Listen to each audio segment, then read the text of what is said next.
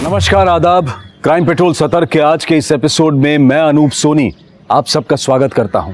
आदमी अमीर हो या गरीब सपने जरूर देखता है और अपने सपनों में अपनी किस्मत को बदलने की सोचता है, लेकिन वो कहते हैं ना कि वक्त से पहले और किस्मत से ज्यादा किसी को कुछ नहीं मिलता। 30 दिन 30 कहानियों की श्रृंखला के आज के इस एपिसोड में हम किस्मत और वक्त दोनों को कसौटी पर खड़ा देखेंगे और इस पर अपना विश्लेषण देंगे हमारे आज के एक्सपर्ट साहिल जोशी। नमस्कार, मैं हूं साहिल जोशी। क्राइम पेट्रोल सतर्क में एक बार फिर मैं लेकर आया हूं कुछ ऐसे अनदेखे और अनसुने केसेस जो मुझे लगता है कि आपको देखने चाहिए। अगर आप हमारे देश के अनआइडेंटिफाइड डेड बॉडीज की डेटाबेस पे नजर डालेंगे तो आप हैरान हो जाएंगे। ऑन एन एवरेज हमारे देश के अलग अलग कोनों से लाखों की तादाद में ऐसी डेड बॉडीज बरामद होती है जिनकी कई बार तो शिनाख्त भी नहीं हो पाती, जिसका यही मतलब निकलता है कि हमारे आसपास ऐसे कई मर्डर्स होते हैं कि जिनमें कातिलों का कोई सुराग नहीं मिल पाता। लेकिन ये सच ऐसी भयावह स्थिति पैदा करता है कि रोजाना दर्जनों मर्डर केसेस ठंडे बस्ते में डाल दिए जाते हैं और वो भी बिना किसी नतीजे के। लेकिन ये केस इससे भी ज्यादा गंभीर मुद्दे से जुड़ा है जो एक झकझोर देने वाला पहलू है। इसकी हकीकत किसी को भी हिलाकर रख सकती है।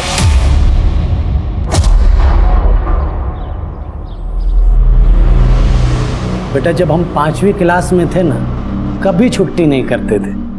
पर दादी तो कह रही थी कि आप 5th में फेल हो गए थे। अरे गणित में 1 नंबर से फेल हो गए थे, पर प्रिंसिपल सर हमको जानते थे इसलिए हमको फेल नहीं किए। पर तुम तो हमसे ज्यादा समझदार बनना है कि नहीं? हाँ। और उसके लिए स्कूल की छुट्टी कभी नहीं करनी। जी साहब।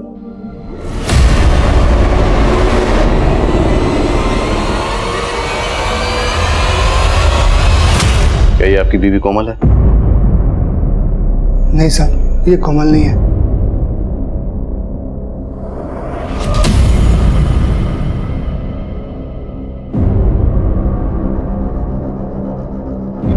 क्या ये आपकी बीवी सुमन है? नहीं साहब, ये हमारी सुमन नहीं है। दीपक, हमें इस लाश के ऊपर ये कपड़े और ज्वेलरी मिली है, क्या ये आपकी बीवी के हैं? नहीं साहब, ये सुमन के नहीं है।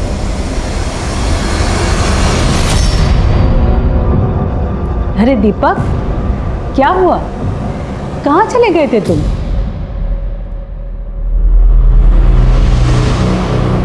बेटे जाओ अंदर पढ़ाई करो। कुछ नहीं अम्मा, पुलिस बुलाई थी। सुमन का कुछ पता चला? अरे क्या पता चला, वही हमेशा की तरह एक नया लाश दिखा के टरका दिया। अम्मा, हमको तो लगता है ना ये पुलिस हमारी सुमन को ढंग से ढूंढ ही नहीं रही। बेटा, तुम 7 साल से सुमन की आस लगाए बैठे हो। मिलना होता तो मिल जाती। हमको तो लग रहा है वो तुम्हें और अपने बेटे को छोड़ के भाग गई। कैसी बात कर रही हैं अम्मा आप? हाँ, यही सच है। तुम्हें अब कन्हैया के बारे में सोचना पड़ेगा। उसके लिए दूसरी माँ ले आओ।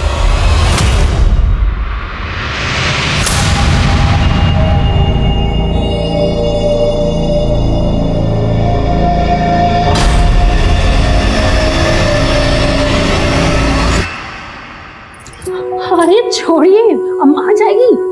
छोड़िए ना, अम्मा आ जाएगी।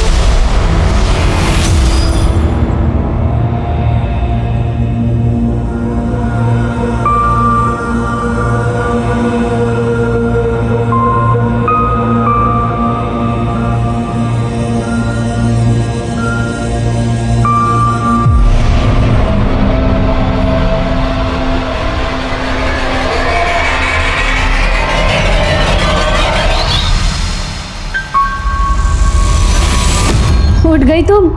मम्मी, हमको भूख लगी है। पहले मुंह हाथ तो धो लो, उसके बाद हम तुमको खुद खाना खिलाएंगे, ठीक है? चले?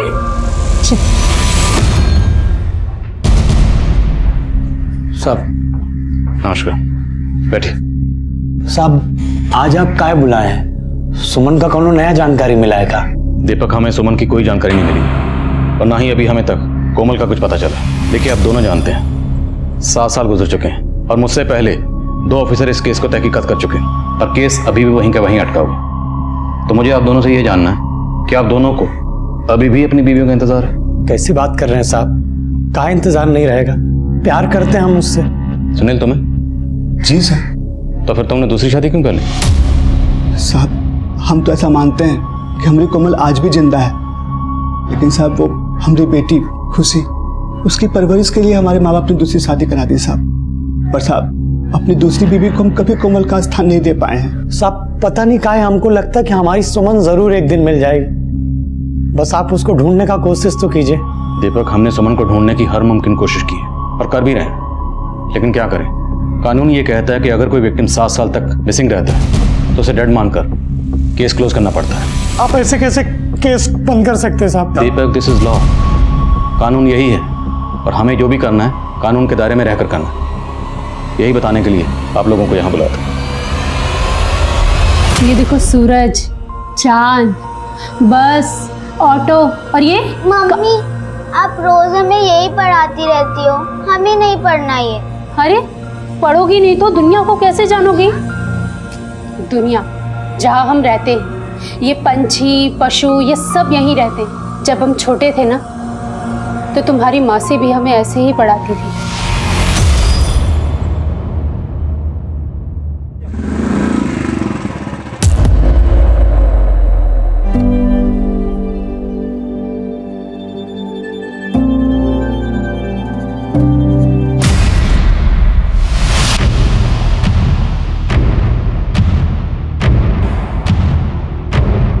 चल अंदर चल। देखो सुमन, हमको ये कपिल बिल्कुल भी पसंद नहीं है। दीदी आप कपिल को गलत समझ रही है, वो बुरा लड़का नहीं है। तुम तो अच्छे बुरे की पहचान नहीं है। देखो सुमन, हमने तुम्हारे लिए दीपक जी से रिश्ता पक्का कर दिया। देख हम जानते हैं कि वो उम्र में तुमसे थोड़े बड़े हैं, लेकिन दीदी हम कपिल से प्यार करते हैं और वो दीपक हमसे कितना बड़ा है। हम ये शादी नहीं करेंगे। बस माँ बाबा तुम्हारी जिम्मेदारी हम पर छोड़कर गए हैं और तुम्हारी शादी दीपक जी से ही होगी। अरे गुनगुन, ये क्या कर रही हो? चलो पढ़ो। हमको नहीं पढ़ना। अरे गुनगुन, गुनगुन रुको, गुनगुन।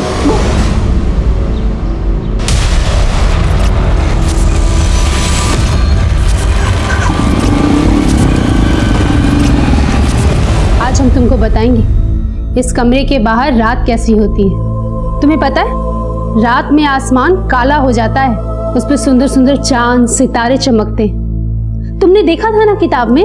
हाँ, चांद और तारे बहुत सुंदर होते हैं।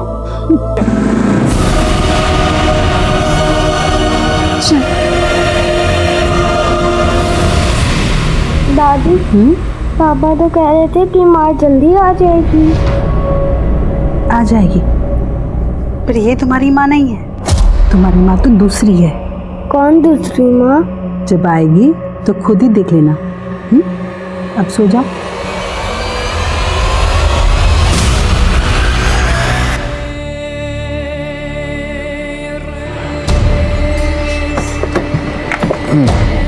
ये ठीक है, मैं करता हूँ फोन। नमस्ते साहब। नमस्ते। हाँ दीपक, साहब ये आपके लिए ठीक है। 20,000 रुपया है साहब। बाकी का पैसा हम आपको अपनी ज़मीन बेचकर और दे देंगे। और आप ये केस मत बंद कीजिए साहब। अगर मुझे तुम्हारी भावनाओं की कदर नहीं होती तो तुम्हें पता ये रिश्वत देने के जुर्म में मैं तुम्हें अभी अंदर कर सकता था। देखो, तुम्हारी बीवी हो या कोई भी, अगर कोई नागरिक मिसिंग है तो उसे ढूंढना हमारी ड्यूटी है और हमने अपनी ड्यूटी पूरी ईमानदारी से की। अब अगर हम ये केस क्लोज कर रहे हैं तो कानून की वजह से। इतने ईमानदार हैं तो आप काहे नहीं ढूंढते हमारी सुमन को? सुनील अपनी कोमल को भूल के दूसरी शादी कर सकता है साहब, लेकिन हम अपनी सुमन को नहीं भूल पाएंगे साहब, नहीं भूल पाएंगे। हाथ जोड़ दे आपसे, आप ये केस मत बंद कीजिए साहब। बस हमको नहीं खाना। अरे अभी तुमने आधा रोटी भी नहीं खत्म किया। खाओगी नहीं तो अपनी मौसी की तरह स्ट्रॉन्ग कैसे बनोगी? और तुम ही तो हम दोनों को आजाद करोगी यहाँ से। खबरदार जो औरत पे ये मर्दानगी दिखाई तो। अरे पंचायत में बैठा तुम्हारा यहाँ पे, घर है हमारा ये, और हमारे होते हुए किसी और मर्द के साथ तुम। चूड़ियां नहीं पहनी हमने तुम्हारे मत की तरह। हाँ, और औरत पे हाथ उठा के तुम बहुत बड़ा मर्द बन रहे हो। अरे हमको मत सिखाओ, तुम बीवी है हमारा, हम चाहे कूटे चाहे मारे। इधर अगर अब इसको कोई भी तकलीफ दी तो हम तुमको गांव से बाहर निकलवा देंगे।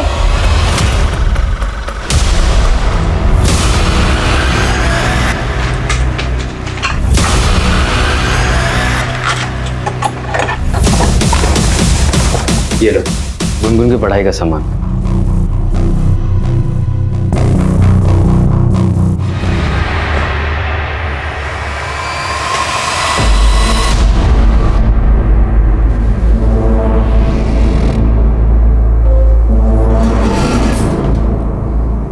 दीपक,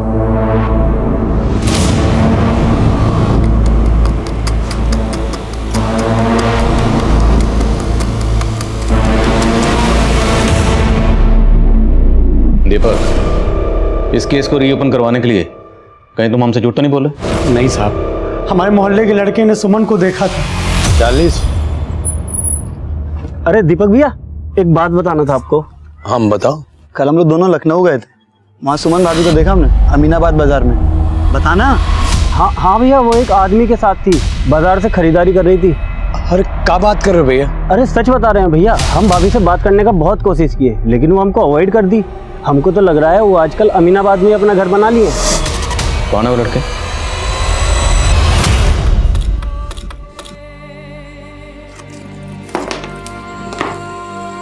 ये छेद इतना बड़ा हो जाएगा कि तुम यहाँ से बाहर निकल जाओगी। तुम जाओगी ना बाहर? पर मम्मी, हम बाहर चले गए तो आप यहाँ अकेली रह जाएंगी। तुम बाहर जाओगी तभी तो हमें बाहर निकालोगी। तुम डरना नहीं, यहाँ से तुम सीधा हमारे पति के पास जाना, वहाँ तुम्हारा भैया होगा। कन्हैया भैया ना? हाँ।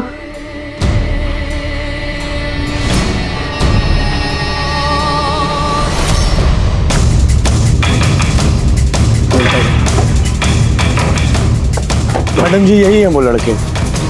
पकड़ पकड़ पकड़। मैम, गलती हो गया हमसे।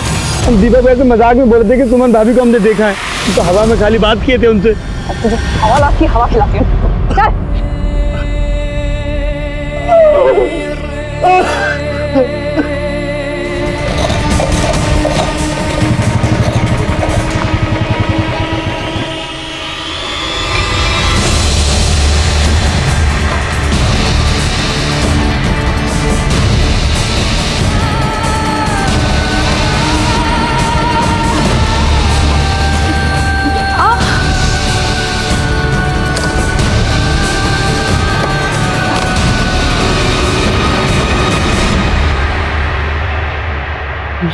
ये चोट कैसे लगा तुम्हें?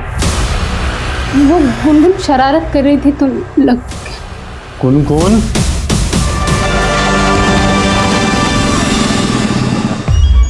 प्रणाम सुनील भैया। खुशी बेटा, कैसी हो? हे, दूर होके बात करो। काहे नाराज हो रहे हैं भैया? अरे हम तो बस ये जानना चाह रहे हैं कि वो कोमल दीदी और सुमन वाला केस पुलिस वाले बंद कर दिए हैं का? तुमको क्या करना है सर रामायण जान के? तुमको कितना बार बोले हमरा मुंह मत लगा करो। चल खुशी।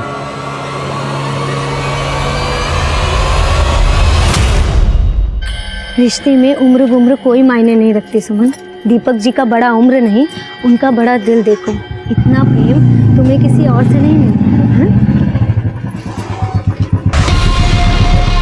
सुमन, हमें तुमसे कुछ बात करनी है।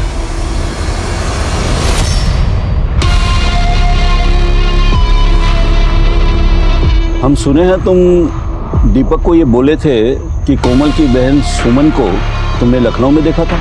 वो सरपंच जी, हम तो पुलिस से बच गए हो, हमसे ना बचोगे। बोलो, लखनऊ में किसके साथ देखा था सुमन को?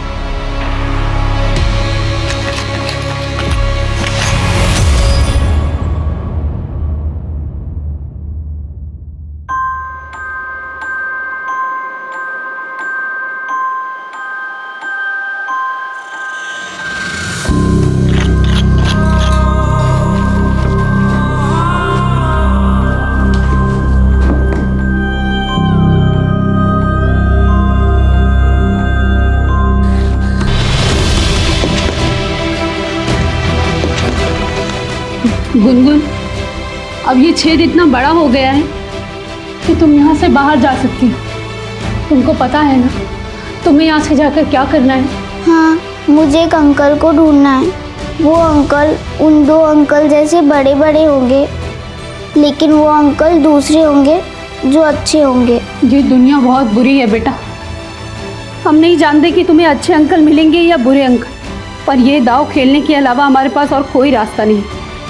हम डरते हैं कि हम तुम्हें कहीं खो ना दें, पर तुम्हारी अभागी माँ तुम्हें इस आज़ादी के अलावा और कुछ नहीं दे सकती।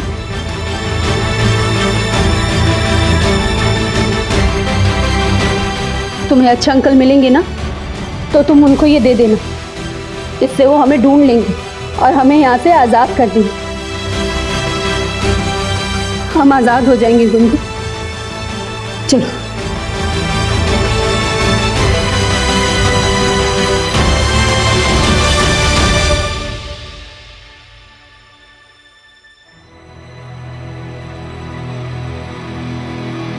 मम्मी, हमको वापस आना है। तुमको जाना होगा बेटा, तभी तो तुम हमको आज़ाद कराओगी। जाओ।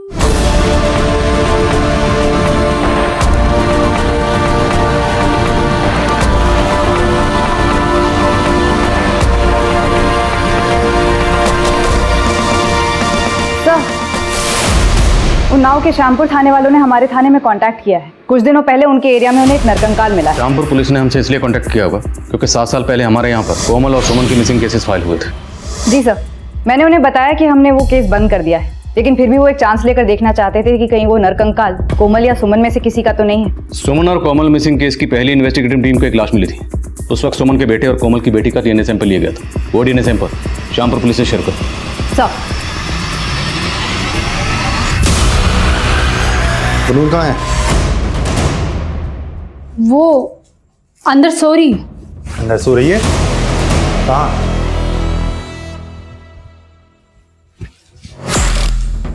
अरे यहाँ तो नहीं है। अरे बोलना, कहाँ है गुनगुन? हंस क्यों रही है?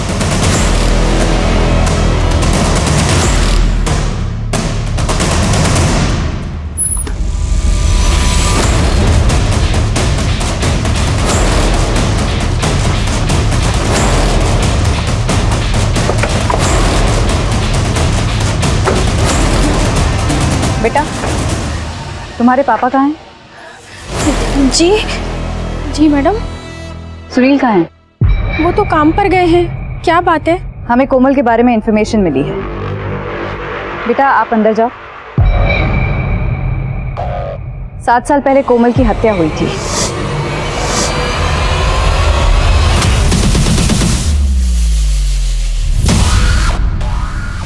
आपका केस बंद कर देने के बाद भी हमारे मन में ख्याल आता था कि हमको कोमल सही सलामत मिल जाएगी, लेकिन अब तो हमारा हाथ से खत्म हो गया साहब। तो कहा हमारी सुमन भी? आप उसके बारे में काहे कुछ नहीं बोल रहे हैं? दीपक, अभी हम पुख्ता तौर पर कुछ नहीं कह सकते। हम खुद ये सोच रहे हैं कि अगर कोमल का कत्ल हुआ तो फिर 7 साल से सुमन कहाँ गायब है? मुमकिन है कि सुमन ने कोमल का कत्ल होते हुए देख लिया हो, इसलिए शायद सुमन को भी गायब कर दिया गया था। पर दीपक, तुम बेफिक्र रहो। अब हमने केस रीओपन कर दिया, हम सुमन का पता लगा के रहेंगे। पिछले 7 साल से गायब महिला सरपंच कोमल पांडे के मिसिंग केस में अब एक घुमावदार मोड़ आ गया है। मगर कोमल तो अपनी छोटी बहन सुमन के साथ लापता हुई थी। कोमल की हत्या हुई थी तो सुमन के साथ क्या हुआ? इन सारे सवालों ने पुलिस को भौचक्का कर दिया है और उसकी निष्ठा पर सवाल उठने लगे हैं। पिछले 7 साल में यह केस 3 बार अलग अलग इन्वेस्टिगेटिंग टीम्स को दिया गया और हाल ही में इस केस की फाइल को बंद भी कर दिया गया था। लेकिन अब इस केस को रीओपन करना पुलिस की मजबूरी बन चुकी है। लेकिन सवाल यह उठता है कि पिछले 7 साल में पुलिस क्या जांच कर रही थी और यह ऐसा कौन सा गुनहगार है जो पिछले 7 साल से आजाद घूम रहा है और पुलिस इसका नामो निशान भी नहीं ढूंढ पा रही।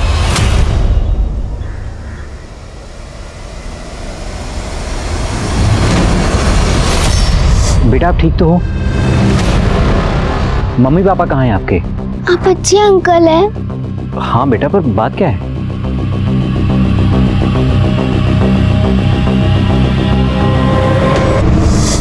ये दीपक कुमार जी यही रहते हैं? जी बताइए। हाँ मैं। आप इस बच्ची को जानते हैं? नहीं। काहे? नहीं, वो दरअसल ये बच्ची मुझे रास्ते में मिली थी और इसके गले पर ये चिट लटका हुआ था।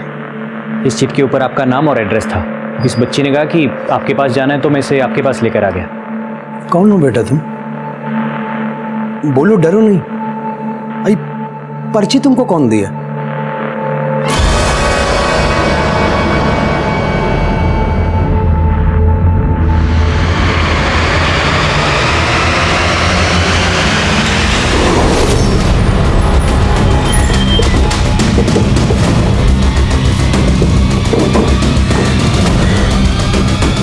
सर। ये वो बच्चे? हाँ साहब, यही है वो बच्ची। हमको कोई पर्ची दी, हम पूछ रहे हैं कि तुमको किसने दिया, तो बार बार सुमन की फोटो की तरफ इशारा करती है, कुछ बताती ही नहीं।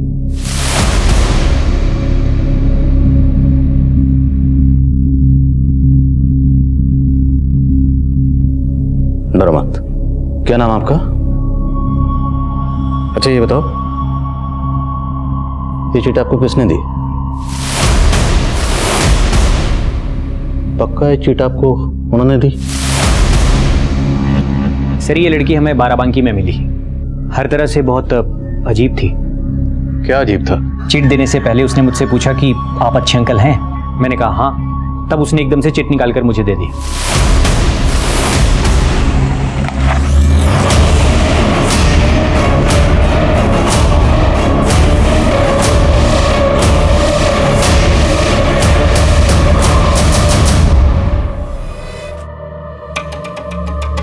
कन्हैया चलो खाना खा लो बेटा। बेटा तुमने उन्नाव जाना है अपने भैया के पास। उन्नाव भैया? गुनगुन, उन्नाव एक शहर है। शहर क्या होता है? बेटा शहर वो होता है जहाँ बहुत सारे घर होते हैं, लोग रहते हैं। हम लोग उन्नाव में रहते थे तुम्हारे भैया के साथ। ये भैया क्या होता है? कन्हैया भैया। तुम कन्हैया का नाम कैसे जानती हो? मम्मी ने बताया था, कन्हैया भैया होता है, हमारा भैया। सर, कोमल और सुमन मिसिंग केस की अभी तक की सारी इन्फॉर्मेशन कलेक्ट करके मैंने रिपोर्ट बनाई है। 16 अगस्त की शाम को दोनों बहनें उन्नाव नगर मार्केट में शॉपिंग के लिए गई थी। दीपक जी कह रहे थे बाजार जा रही हो तो माँ के लिए भी एक साड़ी।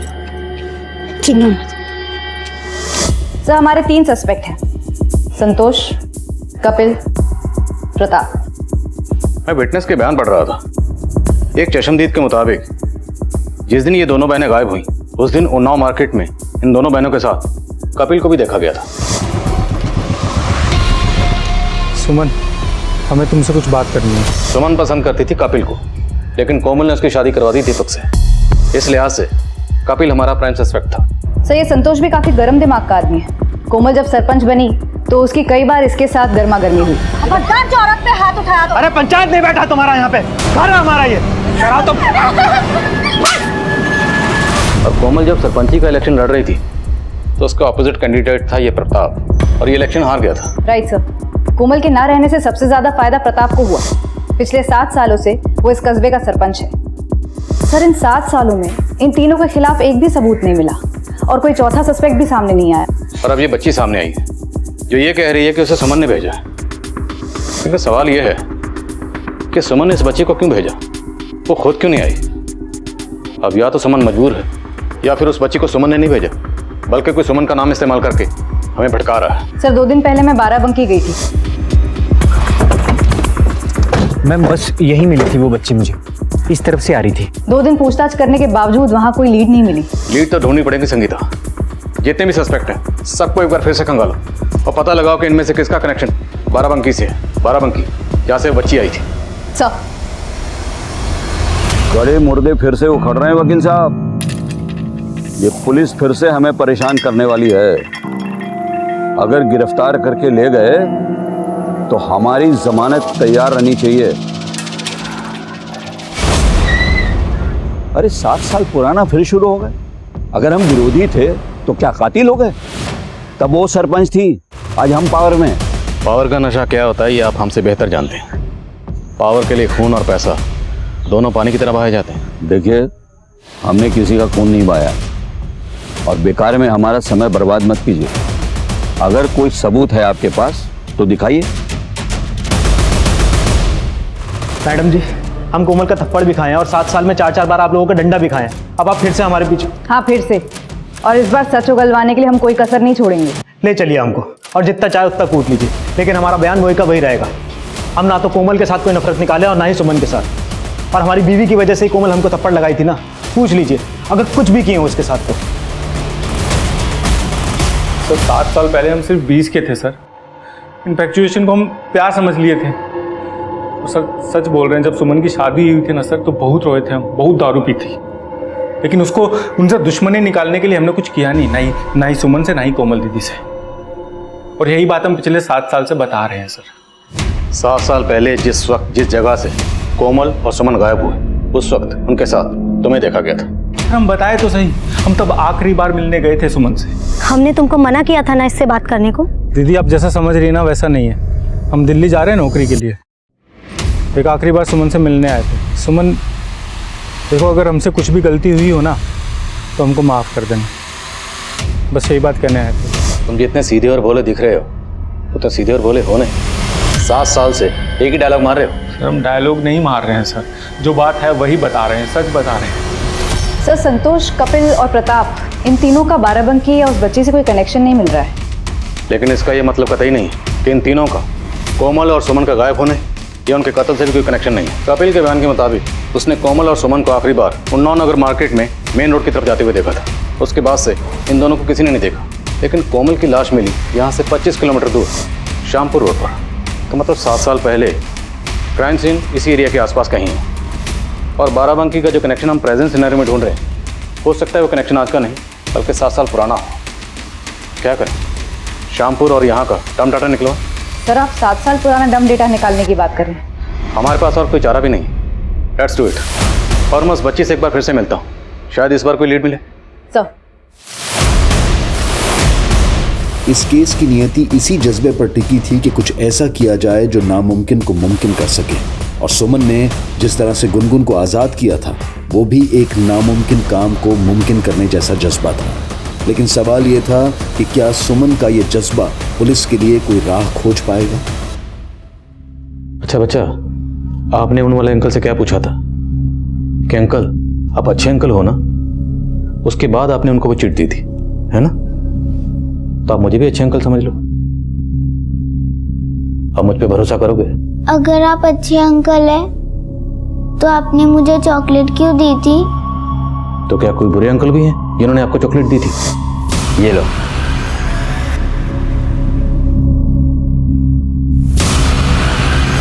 वो मेरे लिए बुक्स भी लाते थे, पर मम्मी बोलती थी वो भी बुरे हैं। तो चॉकलेट देने वाले बुरे अंकल के अलावा भी कोई बुरे अंकल थे?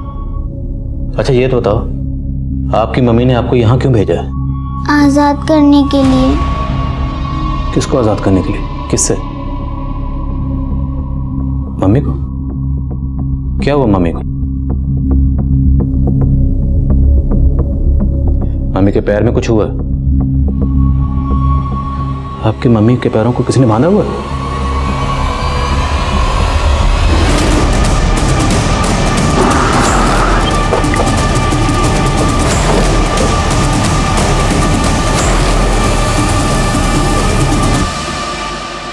बच्चा, ये वही जगह है जहाँ पे आपको वो अच्छे वाले अंकल मिले थे। आपने उनको चिट दी थी, फिर वो आपको लेके गए थे आपके मम्मी के गांव। अब ये बताओ, आप इस जगह पर आए कैसे थे?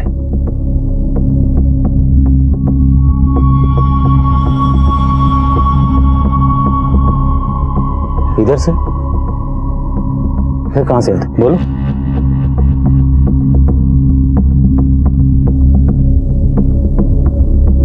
अच्छा एक काम करते हैं, हम इस रास्ते पे चलते हैं। अगर आपको कुछ भी याद आए या कोई ऐसी जगह लगे जहाँ पे आपकी मम्मी हो सकती हैं तो आप हमें बताओगे?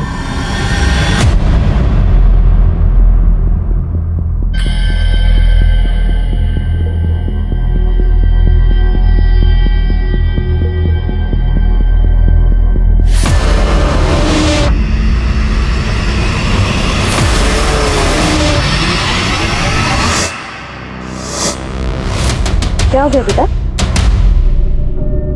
सर ये डर रही है। डरो मत, बोलो वो जगह कहाँ है? कुछ याद आ रहा आपको?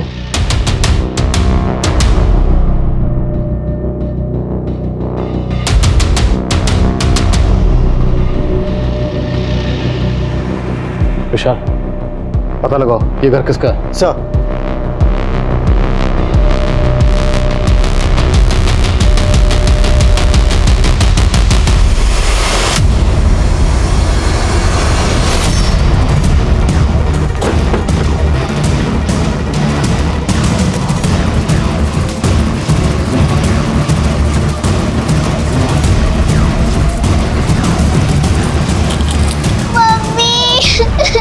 का सामान भी यहीं रखा गया था, अब कहीं शिफ्ट किया गया।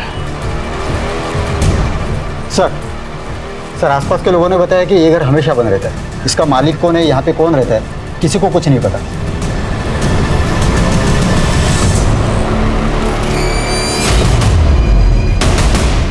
एक काम करो, बिजली विभाग से पता लगाओ ये मीटर किसके नाम पर रजिस्टर्ड है। सर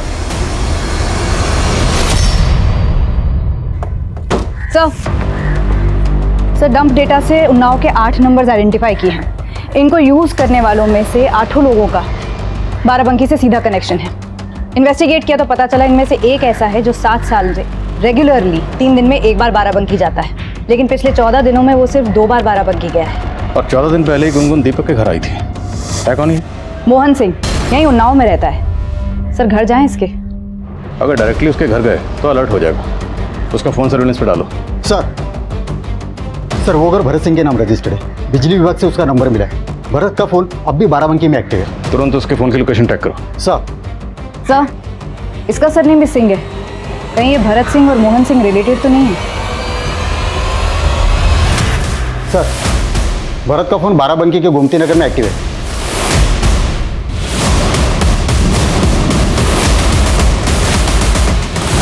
छोटी बहन को कैद करके उसके साथ जानवरों से भी बदतर बर्ताव कर रहे थे।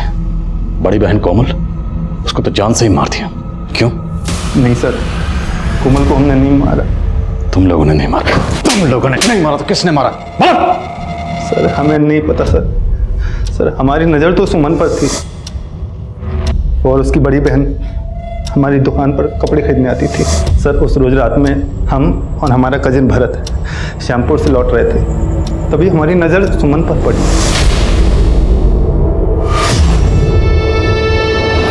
हमारा दीदी खजान खतरे में, वो हमें भी मार देगा। कौन मार देगा? हमारी मदद करिए। आइए हाँ, हमारी बहन गाड़ी से चलते हैं ना। आइए आप आइए। हमें इधर नहीं, हमें उधर जाना है। हमारी दीदी वहाँ है। ये लड़की चुप, मोहन इसका मुंह दबा। बाराबंकी में मोहन का पुराना घर है, हम सुमन को वहीं लेकर गए। वो बच्ची? वो प्रेग्नेंट हो गई थी। सर ये लोग तो कह रहे हैं कि इन्होंने कोमल को नहीं मारा है, तो फिर किसने? हमें सुमन से बात करनी होगी। हॉस्पिटल में पता करो सुमन की हालत अब कैसी है। सर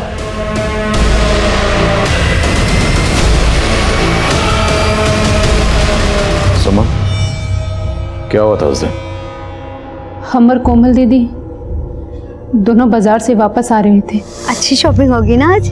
हाँ दीदी, पर रात कितना हो गया है, अब पता नहीं ऑटो मिलेगा कि नहीं। अरे मिल जाएगा, आगे चलकर ना यहीं पर ही कहीं। पिछले 7 साल से तो ढोंग कर रहा था, सबको बेवकूफ बना रहा था, जबकि तूने ही अपनी पत्नी कोमल मारे थे उसको। ऐसी भी क्या नफरत थी जो तुमने कोमल को जान से ही मार दिया? सब वो औरत होके सरपंच बन गई। हमको शर्म आता था कि हम एक छोटा सा नौकरी करते हैं और हमारा बीवी इतना बड़ा पद पे, साला सब उसका इज्जत करता था और हमको कोई नहीं पूछता था साहब। हम रोज तिल कर मरते थे। इसलिए हम सोचे कि अगर हम उसको मार देंगे तो हमको लोगों का हमदर्दी मिल जाएगा और अगला बार हम सरपंच बन जाएंगे। बन गया तू सरपंच? तुमने अपनी बीवी कोमल को महज इसलिए मार दिया क्योंकि तू सरपंच बनना चाहता था। तो कभी सरपंच नहीं बन सकता था। तेरी जैसी सोच है ना, तो कभी बन ही नहीं सकता था। खा लो धड़स के। दीपक जी, हम बस गुनगुन को लेने आए। इतने सालों से सुमन हम तुमको देखने के लिए तरस गए, तुम जाने की बात कर रही? पर हम आपके लायक नहीं रहे। ऐसा काहे कह रही हो तुम? गुनगुन आपकी बेटी नहीं है दीपक जी। पर अब है। आपस में कितना घुल मिल गए हैं दोनों।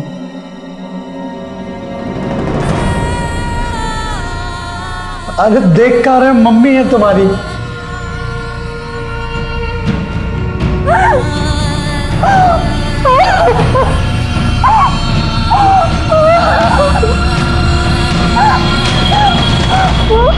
दो साधारण से इंसान जो एक साधारण सी दुकान चला रहे थे, उनमें इतनी हैवानियत छुपी होगी, ये हकीकत किसी भी आम इंसान को हिलाकर रख सकती है।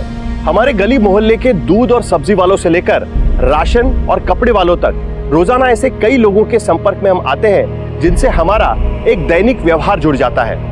और जब हमें ऐसे केसेस के बारे में सुनने मिलता है तो अब इंसान विचारशील बन जाता है और हम लोगों पर भरोसा करने से डरने लगते हैं, जो अपने आप में हमारी सामाजिक सद्भावना पर एक खतरा है। क्योंकि इंसान समाज के बिना अधूरा है, और वो समाज भी अधूरा है जहां पर लोगों का एक दूसरे पर से विश्वास उठने लगता है। हमें हमारे समाज को ऐसे खौफ से दूर करना होगा। उसे और उसकी बेटी को नहीं अपनाएगा। शायद उसे अपनी और अपनी बेटी की किस्मत पर जरा भी भरोसा नहीं रह गया था, लेकिन दीपक का प्यार इस समाज की ऐसी किसी भी कुरीति को मानने को तैयार नहीं था। वो बस इतना जानता था कि वो सुमन से प्यार करता है, और अगर सुमन किसी भी तरह के खतरे में है तो उसे बचाना उसकी ही जिम्मेदारी है। भले ही कोमल और सुमन के अपराधियों को सजा मिल गई हो, लेकिन इस बात से कोई भी इनकार नहीं करेगा कि हमारे देश में आए दिन कोई ना कोई ताकतवर औरतों और मासूम बच्चियों को अपनी हवस का, अपने अत्याचार का निशाना बनाता रहता है। और यह हम सबकी जिम्मेदारी है कि एक दूसरे के साथ मिलकर हम समाज को बदलने में अपना योगदान दें। देखते हैं हमारे आज के एपिसोड की दूसरी कहानी। जल्दी दूध पियो, स्कूल जाने का टाइम है, जल्दी से खत्म करो दूध। निधि, टिफिन तैयार हुआ कि नहीं हुआ? हाँ बस हो गया, आ रही हूँ। नो, फिर से टकरा गए। गुंजन, मम्मी पापा का मजाक उड़ाते हो तो गंदी बात होती है मजाक उड़ाना। दूध पियो, जल्दी दूध पियो। अरे लो, चलो, स्कूल वैन आ गई। वैन भी आ गई। चलो चलो जल्दी चलो।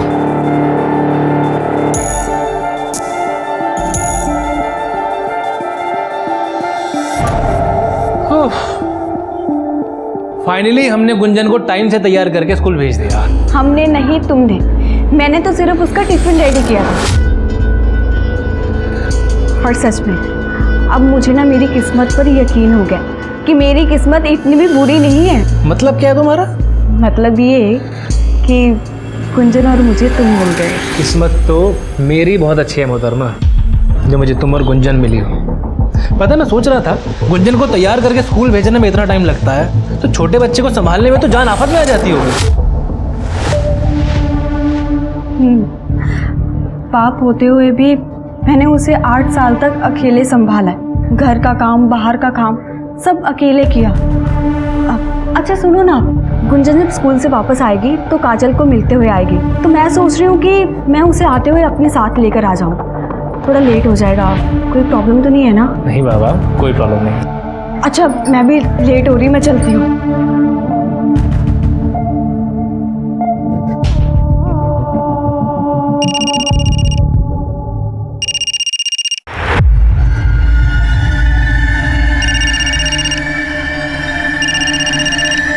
चलो मैं जाती हूँ। संभल के जाना। हाँ। हेलो मैडम, आप इसे यूज़ करके देखिए। जहाँ आपको सब्जी काटने में 1 घंटा जाता है ना, इससे आप सिर्फ 5 मिनट में सब्जी कट कर पाओगे और फिर बाद में कहोगे कि काश ये प्रोडक्ट आपके पास पहले भी होता।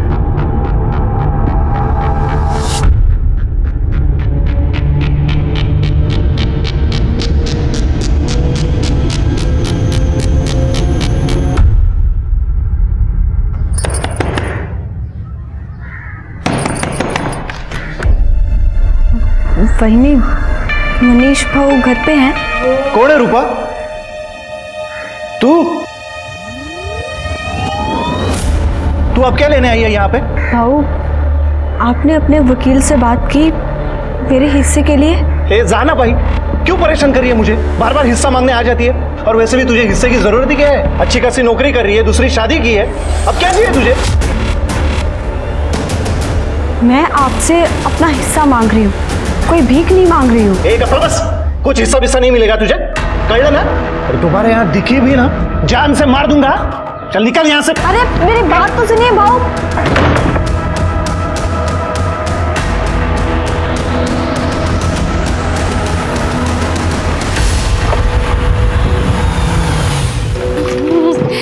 आ गई मेरी बच्ची। हाँ, वो जो किचन वाला नाइफ है ना, उसका स्टॉक डबल कर दो, उसकी डिमांड फिलहाल ज्यादा है। ठीक है, मुझे जल्दी बताओ। ओके। आ गई मेरी गुंजन, आज तेरे लिए एक सरप्राइज है। आजी जल्दी आओ ना। तुझे पूरन पोड़ी पसंद है ना, इसलिए मैंने तेरे लिए पूरन पोड़ी बनाई है। खा के बता कैसी बनी है। बहुत टेस्टी है। चलो देखते हैं आज होमवर्क में क्या होता है। नहीं मौसी, अभी होमवर्क नहीं, पहले हम लूडो के एक गेम खेलेंगे जिसमें आप हारोगे, फिर मैं होमवर्क करूंगी। अच्छा, तू मुझे हराएगी? हाँ। 1 2 3 4 मैं जीत गई। देखा, मैं जीत गई ना। हाँ, जीत बोली गई। थी ना जीत जाओगी। बस बस बस, अब बहुत हो गया खेलना। ये लो दूध खत्म करो। गुंजन बेटा, एक बात बता, अपने नए पापा के घर जाके मौसी और आजी को भूल जाती है या हमारी याद आती भी है? नहीं, बहुत याद आती है आपकी। गुंजन, एक बात सच्ची सच्ची बता, तेरी आई तेरे पापा के साथ खुश है ना? बहुत बहुत बहुत खुश है।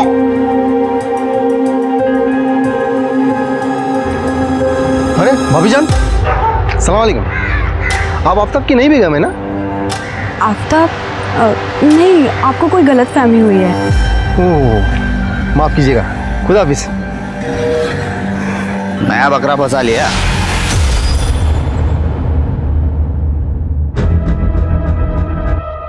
हाँ? जुबान संभाल के बात कर। क्या जुबान संभाल के बात कर? बदन में बहुत गर्मी है। हर वक्त नया मर्द चाहिए, इसलिए डिवोर्स दिया क्या मुझे? तुझे डिवोर्स मैंने इसलिए दिया क्योंकि तेरी रोज रोज की मार से ना मैं परेशान हो चुकी थी। सब कुछ अकेले संभालती थी मैं, और मुझे पता है अगर मैं पुलिस के पास नहीं जाती ना तो तू मुझे मार देता। अरे मार तो मैं अभी भी दूंगा। तेरे पैसे थे, पैसे एलिमनी के पैसे चाहिए मुझे। कहाँ से दूं मैं तुझे पैसा? नहीं है मेरे पास पैसे। पैसे तो चाहिए मुझे, पैसे लेके आ। तेरा वो मर्द है ना, मर्द तेरा यार, उससे पैसे लेके आ मेरे लिए, नहीं तो छोड़ूंगा नहीं तुझे। तूने अपनी लुक्खागिरी नहीं छोड़ी ना, तो इतने में खुश नहीं है कि तूने मेरी जिंदगी बर्बाद कर दी। मैंने डिवोर्स तूने दिया है, बहुत जबान चलने लगी है ना तेरी। छोड़ूंगा नहीं तुझे। तुझसे ना मैं डरने नहीं। चल तुझे जो करना है तू कर। पकड़ो पकड़ो पकड़ो। नहीं, इधर इधर। ए पकड़ो, ए यहाँ पे पकड़ो। आजा आजा आजा आजा आजा। मुझे नहीं, अपनी आई को पकड़ा है। पट्टी खोल के देखो। आई। अच्छा तू थक गई होगी ना, या थोड़ी देर आराम कर ले, मैं तेरे लिए चाय बनाती हूँ। तो मिसेस अर्जुन, कैसी चल रही है तेरी शादीशुदा लाइफ? पतिदेव कैसे है? अगर मुझे अर्जुन ही मिलते था तो मुझे लगता कि पति सिर्फ रवि जैसे जल्लाद होते हैं। अच्छा, रवि से याद आया, उसने तुझे परेशान करना बंद किया कि नहीं किया? काट के रख दूंगा। नहीं, अब वो मुझे परेशान नहीं करता है। चलो अच्छा है, फाइनली तुझे वो सब मिल रहा है जो तू डिजर्व करती है। सच में तेरा सब कुछ अच्छा चल रहा है, ये देख के मुझे बहुत खुशी हो रही है। बहुत जल्दी काजल की भी शादी तय हो रही है, ठीक है? बहुत सारे रिश्ते आ रहे हैं इसके लिए। अरे पर आई, मैं शादी सिर्फ उसी से करूंगी जो घर जमाई बनने को तैयार हो जाए। देख, तुझे छोड़ के मैं कहीं भी नहीं जाने वाली। हाँ, समझ ले तू। वेड़ी है अग्निया, कुछ भी बोलते रहती है। हाँ, ऑर्डर का ना। अरे मुझे याद है, याद है। आई, आपको पता है आज मैं लूडो खेलते समय मौसी को 2 बार हराई। अब तुमने पूरा दिन ना बहुत मस्ती कर ली, लेकिन अब तुम्हें होमवर्क कंप्लीट करना पड़ेगा, ठीक है? नहीं आई, मैं अभी होमवर्क नहीं कर रही। गुंजन, मैंने कहा ना, मैं तुम्हारी एक बात नहीं सुनने वाली। चलो। नहीं आई, मैं अभी पढ़ाई नहीं कर रही हूँ। मैंने कहा ना। नहीं, इसमें परिषद।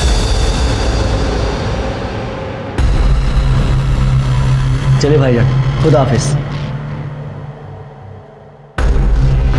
ये हमारे मोहल्ले के लोग थे, ऐसी बातचीत करने के लिए चले आए थे। और बेटा, काजल मौसी के मजा आया? हाँ, हमने 2 बार लूडो खेला और मैंने उन्हें हराया भी।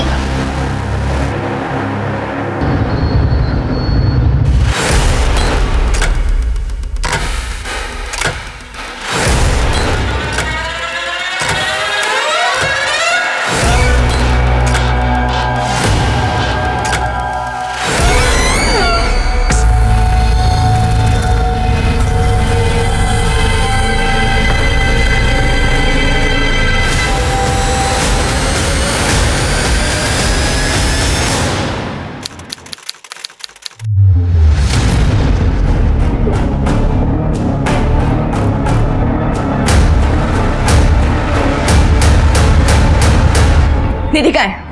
घर पे नहीं है। कहाँ गई है नहीं पता। पता नहीं मतलब झगड़ा किया था ना तूने उसके साथ, चाकू दिखाया था, धमकी दी थी। सिर्फ धमकी दी थी या सच में जान से मार डाला? कहाँ है निधि? सच सच बोल दे। समझ भी आ रहा क्या बोले जा रही है तू? वो खुद से कहीं गई है, मुझे नहीं पता कहाँ गई है। कहाँ चली गई है? कैसे चली गई है? हमारे बीच झगड़ा हुआ, उसने बैग पैक किया और चली गई। देख, मैं ये मान सकती हूँ कि वो तुझे छोड़ के चली गई सामान बांध के, पर ये नहीं मान सकती कि वो गुंजन को भी छोड़ के चली गई। फोन स्विच ऑफ है उसका। कहाँ है वो तू बता। छोड़, मैं देखती हूँ। हट। निधि, निधि, निधि, निधि, कहाँ है निधि? क्या किया तूने उसके साथ? सच सच बता दे। अगर तूने उसके साथ कुछ किया है ना, मैं तुझे जिंदा नहीं छोड़ूंगी। सुन रहा है तो नहीं छोड़ूंगी मैं तुझे। झट, पागल है तू? अपने पागल बनना कहीं और जाके दिखाएगा।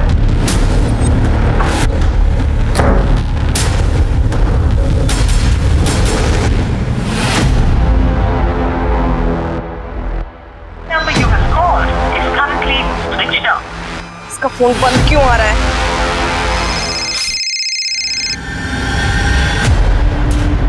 हेलो मनीष, मनीष, निधि तुम्हारे यहाँ आई हुई है क्या? ए काजल, निधि के लाइफ में जो होता है ना, मुझे उससे कुछ लेना देना नहीं है, समझी ना?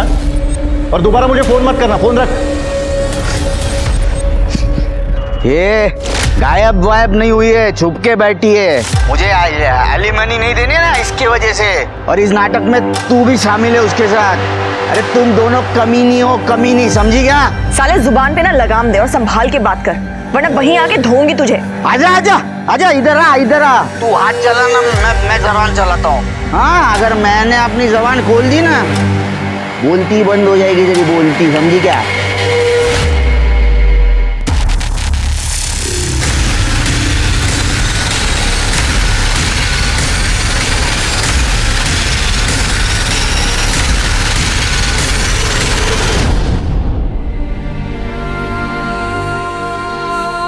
गुंजन बेटा, थोड़ा तो खा ले। सुबह से तूने कुछ भी नहीं खाया है। गुंजन, खाना खा ले बेटा। क्या हुआ? मौसी, अर्जुन पापा को फिर से पूछो ना कि आई कहाँ है। उनका गुस्सा कम हो जाता है तो वो ठीक हो जाते हैं। अब उनसे पूछो ना आई कहाँ है।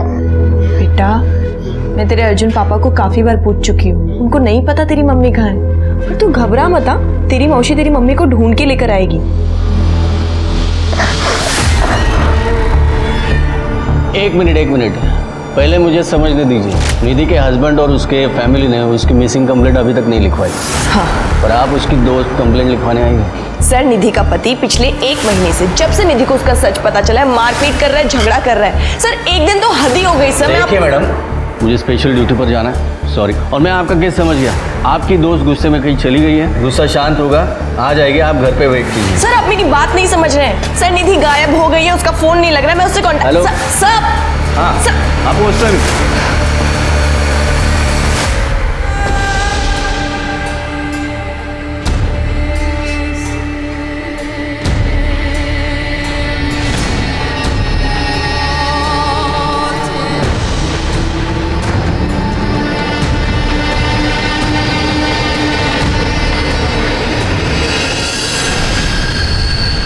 पुलिस प्रशासन, हाय हाय। पुलिस प्रशासन, हाय हाय। पुलिस प्रशासन, हाय हाय। पुलिस प्रशासन, हाय हाय। पुलिस प्रशासन, हाय हाय।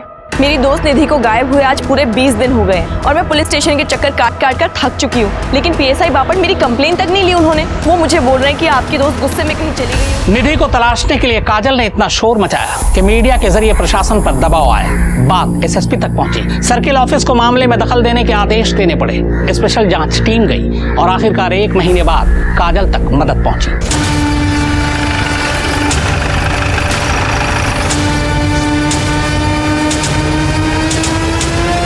सर, निधि नौकरी ढूंढते हुए आई थी मेरे पास।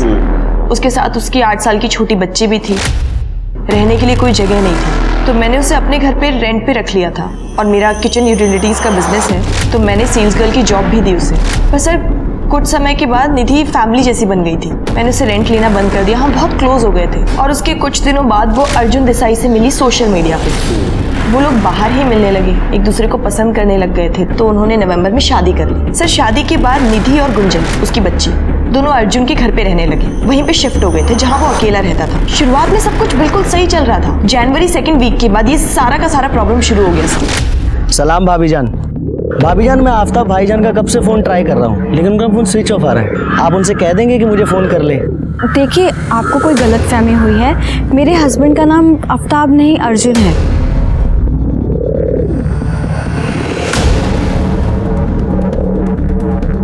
आप उस दिन हमारे घर पर आए थे ना? दुरुस्त फरमाया भाभी जान आपने।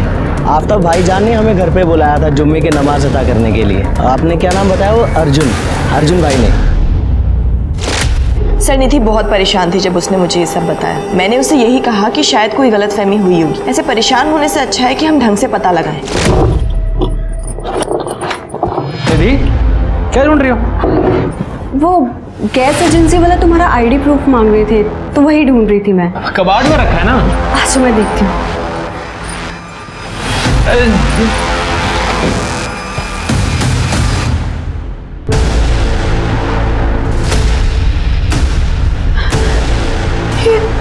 ये क्या है? तुम्हारा नाम अर्जुन है? आफ्ताब है? जी सर, मेरा असली नाम आफ्ताब अंसारी है। तो ये सच है कि तुमने निधि से झूठ बोला था? तुम्हारी असलियत छुपा कर तुमने उसके साथ शादी की थी? जी सर, मैं निधि से बहुत प्यार करता था, उससे शादी करना चाहता था मैं। तो निधि को तुम्हारी जब असलियत पता चली, क्या हुआ? सर, वो बहुत गुस्सा थी, पर मैंने उससे अपनी मजबूरी समझाने की कोशिश की। निधि प्लीज मेरी बात तो सुनो। निधि, छुओ मत मुझे, तुम नफरत करने में तुमसे। जाओ यहाँ से।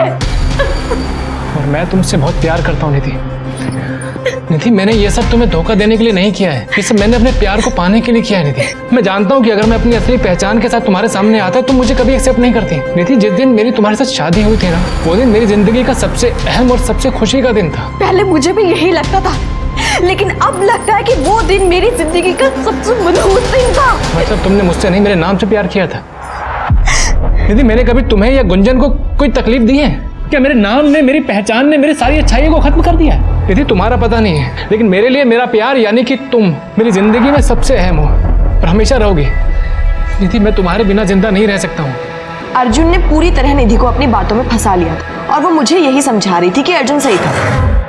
ठंडे दिमाग से सोचा तो समझ में आया कि अर्जुन सही कह रहा था। मेरे बुरे वक्त में मेरे सगे भाई ने मुझे सहारा तक नहीं दिया। मुझ जैसी डिवोर्सी लड़की जिसकी 8 साल की बेटी है, अर्जुन ने हम दोनों को एक्सेप्ट किया, ढेर सारी खुशियां दी हम दोनों को। और फिर काजल, यही खुशियां तो मुझे चाहिए थी ना। फिर क्या फर्क पड़ता है कि उसका नाम अर्जुन है या फिर आफ्ताब? फर्क पड़ता है बेटा। अरे मामा जी, आप कब आए? तभी जब तुम उसे अपना दुख बता रही थी। देखो निधि बेटा, तुम्हें उस लड़के के खिलाफ 420 का कंप्लेंट डालना चाहिए। बाकी हमारी संस्था है ही तुम्हारी मदद करने के लिए। धर्म के साथ कोई खिलवाड़ नहीं होने दूंगा मैं।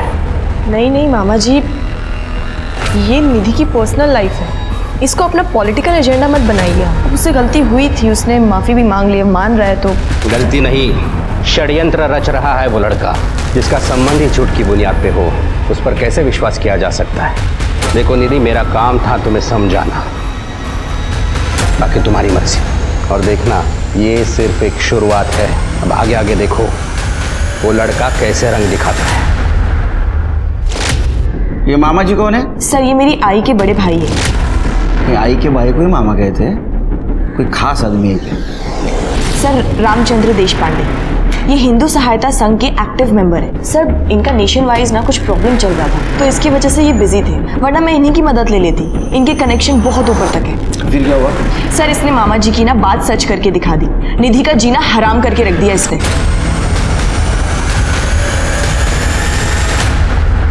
निधि का जीना हराम करके रख दिया इसने। जय गणेश गिरजा सुबन मंगल मूल सुजान। क्या लगा रखा है? ये सब बंद करो, कल से नमाज पढ़ना शुरू करो। मैं नमाज क्यों पढ़ूंगी? क्योंकि मैं तुम्हारा शौहर हूँ, नमाज पढ़ना फर्ज है तुम्हारा। रुको, ये कैसे कपड़े पहना रखे तुमने? इसे ढंग के कपड़े पहनाया करो। गुंजन, कल से काजी जी आएंगे, नमाज सिखाएंगे तुम्हें, तो बना दो के तैयार हो जाना, ठीक है? शांत हो जाओ निधि, रोना धोना करके कोई फायदा नहीं है। अभी के अभी अपना और गुंजन का सामान बांध यहाँ पर आ जा, लात मार दे उस कमीने को। मैं नहीं आ सकती काजल, मुझे कुछ भी करके ना सब कुछ ठीक करना पड़ेगा, वरना पूरी दुनिया मेरा मजाक उड़ाएगी कि मेरी दूसरी शादी मेरी चली। निधि, दुनिया के चक्कर में अपनी जिंदगी बर्बाद करने की कोई जरूरत नहीं है, समझी तू? लगता है उस कमीने को मुझे ही ठीक करना पड़ेगा। अपना फर्ज, अपनी शर्म हया की बकवास अपने पास रख। निधि और गुंजन को ना दुखी करना बंद कर दे, वरना तेरी पुलिस में कंप्लेन करूंगी, बचेगा नहीं तू, समझा? सर, इसने निधि और गुंजन को खून के आंसू रुला के रखा हुआ था। ये रोज उसके साथ झगड़ा करता था, मारपीट करता था, और वो छोटी सी बच्ची वो अपनी माँ को बचाने के लिए, मदद के लिए मेरे घर आ जाती थी। मौसी, मौसी, बाबा आई को बहुत मार रहे, उनने बहुत झगड़ा किए, चलो ना, आई बहुत रो रही है। सर, उस दिन भी ना यही हुआ था, वो बच्ची मेरे घर पे आई और मैंने निधि को फोन लगाया, उसका फोन स्विच ऑफ जा रहा था और तब से लेकर अब तक उसका फोन स्विच ऑफ है। सर, मैं यकीन के साथ कह सकती हूँ इसी आदमी ने कुछ किया उसके साथ। अगर मैंने बिरयानी बनाने के लिए बोल दिया तो क्या गुनाह कर दिया सर मैंने? और गुंजन को नमाज पढ़ना सिखाना, शायद वो हया सिखाना वो इसलिए है ताकि फ्यूचर में कोई प्रॉब्लम ना हो। सर, अल्लाह ताला की कसम, मैंने निधि के साथ कुछ नहीं किया सर, कसम से। तेरा कहना ऐसा कि 8 साल की बच्ची झूठ बोल रही है? तूने निधि को चाकू दिखाया था? अरे बोलो, चाकू से गला काट दूंगा तुम्हारा। सर, गुस्से से हो गया था मुझसे, इसका ये मतलब नहीं है कि मैंने उसे चाकू से मार दिया हो। सर, मैं आपको सच बताता हूँ, इस औरत के मन में ना जहर भरा है। सर, मेरी निधि मासूम औरत है, ये उसे भड़काती थी, उसके कान भरती थी। सर, इसी की वजह से हमारे झगड़े होते थे, इसी ने किया जो किया सर। मेरी वजह से होते हैं? मैं भड़काती हूँ उसे? तुम मुझे ब्लेम कर रहे हो? बस, पुलिस स्टेशन है, बैठो इधर। चुप बैठो। काजल के ऊपर इल्जाम लगाने से पहले एक बात सोच, निधि का लास्ट लोकेशन तेरा घर दिखा रहा है, तेरा भी लास्ट लोकेशन उसी वक्त तेरा घर ही दिखा रहा है। इसका मतलब तुम दोनों तुम्हारे घर में थे, हाँ? फिर भी बोल रहा है निधि कहाँ गई मालूम नहीं? क्या हुआ? बोलती बंद हो गई? मैं बताता हूँ क्या हुआ होगा। उस दिन निधि तेरे घर पे ही थी, उसके साथ जो कुछ भी हुआ तेरे सामने हुआ, या तो तूने उसके साथ कुछ किया होगा। सिरके, इसका घर सर्च करो। चल चल कुछ सर, मैंने कुछ नहीं किया। गैर धर्म और गैर जाति में शादी से समाज समृद्ध होता है। हमारा संविधान भी इसकी इजाजत देता है, पैरवी करता है, पर हमारे समाज में ही कुछ रूढ़िवादी सोच रखने वाले लोग इसे आज भी अपराध मानते हैं। वो खुद को कानून और इंसाफ से ऊपर उठकर ऐसे मामलों में सजा तक मुकर्रर कर देते हैं। आफ्ताब अंसारी उर्फ अर्जुन देसाई ने अपने उसी प्यार के खातिर उस प्यार को धोखा दिया जिससे वो प्यार करता था। क्या उसका बताया हुआ कारण सच था, या फिर उसकी मोहब्बत और दीवानगी के पीछे कोई गहरी साजिश थी? आखिर वो कहाँ गायब हो गई, उसे किसने गायब किया, या फिर वो खुद हालात की वजह से छुप गई? यह मामला इससे भी ज्यादा गंभीर है। क्या वाकई निधि जिंदा है या फिर उसका कत्ल हो गया? पूरे घर की तलाशी लो।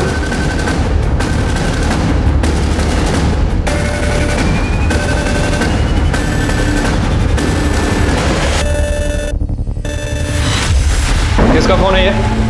सर, ये तो निधि का फोन है। सर, मेरा जब निधि से झगड़ा हुआ था ना, तो उसके हाथ से गिर गया होगा शायद। गिर गया? हाँ। ये तूने गिराया? सर, जैसा आप समझ रहे हैं वैसे कुछ नहीं है, मैं सच कह रहा हूँ। ये फोन की हालत देखकर लग रहा है तुझे कि तू जो बोल रहा है सच है? हाँ? कड़े ले चलो इसे। सर मैंने कुछ नहीं किया सर। पहले वो बहुत अच्छे थे, वो मुझे और आई से बहुत प्यार करते थे। फिर वो भी पहले पापा के तरह आई के साथ बहुत झगड़ा करने लगे। तुम्हारे पहले पापा भी आई से झगड़ा करते थे? हाँ, वो जब भी मिलते थे वो आई के साथ झगड़ा करते थे। झूठ बोलती है, तुझे पता नहीं चला? वो अर्जुन नहीं आफ्ताब है। इतनी कौन सी गर्मी थी यहाँ तुझमें? ये क्या बकवास कर रहे हैं बच्चे के सामने? कुछ तो शर्म कर। शर्म वरम मुझको मत सिखा। तेरे को जहाँ मुंह मारना है ना मार। मेरी बेटी का धर्म बरस मत कर। और पैसे चाहिए मुझे, एलिमनी के पैसे देना, समझी ना, वरना काट डालूंगा। साहब तुम्हें मजा आएगा। उसने मुझे डिवोर्स दिया है, मैंने उसको डिवोर्स नहीं दिया है, तो एलिमनी वही देनी चाहिए ना मुझे। अरे आपका कायदा ही गलत है। निधि के साथ क्या किया? उसका मर्डर किया ना? लाश कहाँ ठिकाने लगाई? अरे नहीं साहब, जब निधि गायब हुई तो मैं सातारा में था। अरे इसको बोलो जाके चेक करे। उसको क्या बोलने को मैं तय करूंगा? नहीं पर साहब वो क्या है ना, आप मुझ पर शक करने से अच्छा जो निधि को मार सकता है उसको पकड़ो ना। कौन? आफ्ताब? नहीं आफ्ताब नहीं, वो ये देखिए, आप देखो ना, ये देखो आज ना,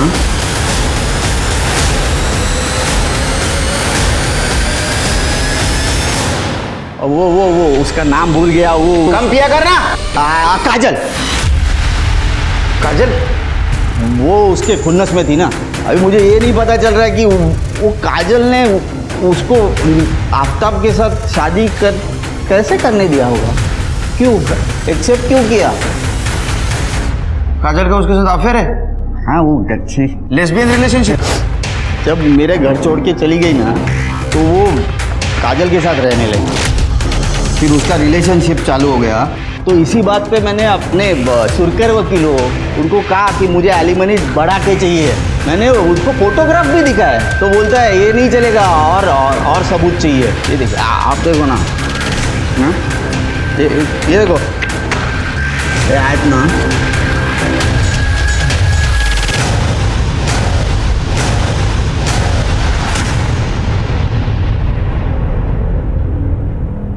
सर अगर इस बेवड़े रवि की बात में थोड़ी भी सच्चाई है तो पॉसिबल हो सकता है कि काजल ने ही निधि को गायब किया होगा, क्योंकि निधि ने काजल को छोड़कर उस आफ्ताब उर्फ अर्जुन के साथ शादी की थी। सर ये निधि की फोटोज मीडिया में वायरल होने के बाद हर गांव हर शहर के आदमी ने तो उसकी फोटोज देखी होगी, लेकिन अब तक हमें कोई इन्फॉर्मेशन क्यों नहीं मिली? ये बेवड़ा रवि ये काजल और निधि के प्रिंट किए हुए फोटो ऐसे जेब में लेके नहीं घूम रहा होगा, और उसने हमें इंटेंशनली वो फोटो दिखाया, इसलिए बहुत डाउट आ रहा है मुझे इसके ऊपर। एक काम करो विद्या, काजल के स्टाफ से पूछताछ करो, थोड़ा भी डाउट आए ना तो काजल को कन्फ्रंट करना होगा। मैम हमें इस बारे में कुछ नहीं पता, हम सिर्फ अपनी नौकरी करना चाहते हैं। देखो मैं सिर्फ इतना जानना चाहती हूँ, क्या काजल ने कभी तुम दोनों पर ट्राई किया था? मैम एक बार ट्राई किया था, पर मुझे डर था कि अगर मैंने मना किया तो मुझे नौकरी से निकाल देंगी, लेकिन उन्होंने ऐसा नहीं किया और दोबारा कोई ऐसी हरकत भी नहीं की। सर मैंने निधि और काजल का सोशल मीडिया अकाउंट चेक किया है। सर उन दोनों की पोस्ट देखकर लग रहा है कि उस बेवड़े रवि की बात सच हो सकती है। अच्छा बेटा, अर्जुन पापा के साथ शिफ्ट होने से पहले आप लोग काजल मौसी के साथ रहते थे ना? हाँ। तो आप दोनों के कमरे एक होंगे, आप मम्मी के साथ सोते होंगे? नहीं आंटी, कमरे अलग नहीं थे। शुरू में मैं और आई साथ सोते थे, कुछ दिन बाद मैं और आजी साथ सोते थे और आई और मौसी एक साथ सोते थे। काय बोलूं सर, वो जो काजल है ना हर 2 दिन में आती थी और इतनी चिल्लम चिल्ली करती थी ना, अर्जुन को क्या क्या सुनाती थी और हमेशा यही बोलती थी कि निधि तू मेरे साथ चल और मेरे घर में रह।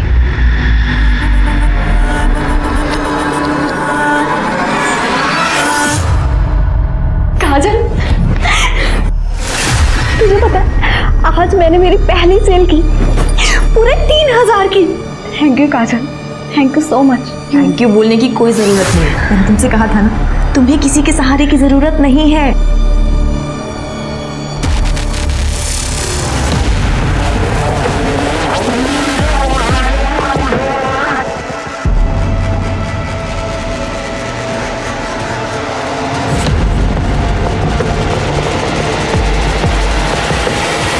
और उसी दिन से हमारा अफेयर शुरू हो गया था। सर मैंने निधि के साथ कोई ज़बरदस्ती नहीं की थी, जो हुआ हम दोनों की मर्जी से हुआ। और सर मैं तो पहले से ही ऐसी थी, पर निधि का ये पहला लेस्बियन रिलेशनशिप था। उसका तुम्हारे साथ अफेयर चल रहा था, लेकिन इसके बावजूद भी उसने अर्जुन के साथ शादी कर ली थी, और ये तुम्हें पसंद नहीं आया है ना? नहीं सर, मतलब हाँ ऑब्वियसली मुझे बुरा लगा था, पर मैं हमेशा से निधि की खुशी चाहती थी। सर निधि जब मेरे साथ थी तब भी उसने बार बार एक ही बात बोली कि उसे गुंजन के फ्यूचर की टेंशन होती है, वो चाहती है उसे माँ और बाप दोनों का साथ मिले। और सर जब अर्जुन निधि को मिला तब मैंने खुद उसे एनकरेज किया। उस वक्त तो तुमने महान बन के उसका हौसला बढ़ाया था, लेकिन जब तुम्हारी ये बात समझ में आई कि तुम उसके बिना नहीं रह सकती, तुम हर दूसरे दिन अर्जुन के घर जाती थी, उससे झगड़ा करती थी और निधि को तुम ये सलाह देती थी कि उससे अलग हो जाओ। नहीं सर, मैं अर्जुन से अपने लिए नहीं निधि के लिए लड़ा करती थी। अर्जुन क्या, मैं तो निधि के सगे भाई मनीष से लड़ पड़ी थी जब उसने प्रॉपर्टी में हिस्सा देने के लिए मना कर दिया था। मनीष तो छोड़ो, मैंने उस बिपिन रावत की बैंड बजा के रखी हुई थी जब से निधि के साथ उसने बदतमीजी की थी। ये बिपिन रावत को, और उसने निधि के साथ क्या किया था? कस्टमर था सर। एक दिन निधि उसके पास यूटेंसिल सेल के लिए गई थी और उसी दिन ये देखिए सब, इसमें आपको ज़्यादा मेहनत नहीं करनी पड़ेगी। इसमें सब्जियां डालिए और इस तरह से घुमा दीजिए, 2 मिनट में सब्जियां कट के रेडी हो जाएंगी। एक मिनट मैडम, ये मेरा डिपार्टमेंट नहीं है, ये मेरी वाइफ का काम है। आप उसे क्यों नहीं समझा देती हैं? आइए प्लीज अंदर आइए, आइए। अरे निशा, निशा! अरे आपने दरवाजा क्यों बंद कर दिया? बीवी घर पे नहीं है मेरी, घबराओ मत। देखिए मुझे जाने दीजिए। किसी को कुछ पता नहीं चलेगा। मुझे जाना है। कहाँ? अरे कहाँ जाना है? मुझे हाथ मत लगाइए, मुझे जाने दीजिए। मैं पैसे भी दूंगा तुम्हें। मुझे कोई पैसे, अरे छोड़िए मुझे, अरे छोड़िए मुझे। और जब निधि ने मुझे ये सब बताया तो मैंने अपने यहाँ काम करने वाली सारी लड़कियों को इकट्ठा किया और उसके घर जाके खड़े हो गए। उसकी कंप्लेन हमने यहीं इसी पुलिस स्टेशन में दर्ज करवाई थी सर। आपके रिकॉर्ड्स में होगी, आप चाहे तो क्रॉस चेक कर सकते हैं। सर मैं निधि से बहुत प्यार करती थी, उसे नुकसान पहुंचाने के बारे में सोच भी नहीं सकती। ठीक है, आप जा सकती हो। क्या लगता है तुम्हें? नाटक कर रहे हैं सर। सर अभी को साफ साफ नहीं कह सकते, हो सकता है कि ये अर्जुन से खुन्नस खाई बैठी हो, लेकिन सर बाकी एविडेंस को भी हम इग्नोर नहीं कर सकते। इसने निधि की हर जगह मदद की, जब उसके साथ कोई नहीं था ये थी, यहाँ तक कि इसने निधि की बेटी गुंजन को भी अपने घर में जगह दी। एक काम करो शिरके, ये निधि का भाई मनीष और विपिन रावत, पता करो ये ऐसा कुछ कर सकते हैं। ये निधि को गायब हुए अब 1 महीने के ऊपर हो चुका है। आपको लगता है वो जिंदा होगी? मुश्किल है। हाँ, ऐसा हो सकता है कि जानबूझकर वो कहीं छुप के बैठी। उसके हमारे पास जो डिटेल्स है उससे तो ऐसा लगता है कि वो इस तरह की लड़की नहीं थी। लेकिन अगर मर्डर हो चुका है तो उसका मर्डर किसने और क्यों किया, और अगर मर्डर किया है उसकी बॉडी कहाँ?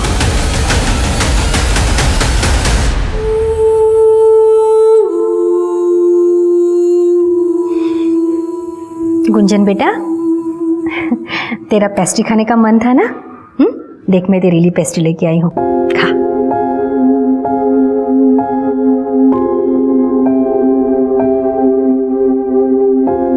ठीक है कर दे। ओके।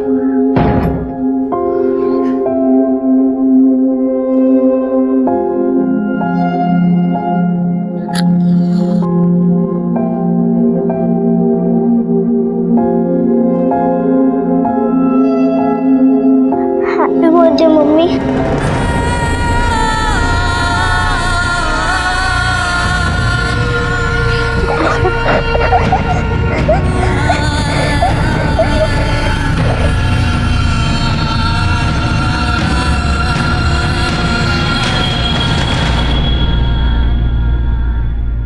सर मैंने रिकॉर्ड चेक किए हैं सर, पता चला है कि निधि ने विपिन के खिलाफ कंप्लेंट की थी और 7 फरवरी को दोनों की कोर्ट में पेशी भी थी, लेकिन ठीक 3 दिन पहले निधि गायब हो गई। सर इस विपिन के पास सॉलिड मोटिव है निधि को गायब करने का, ताकि वो कोर्ट ही ना पहुंच सके। गुड वर्क शेखे,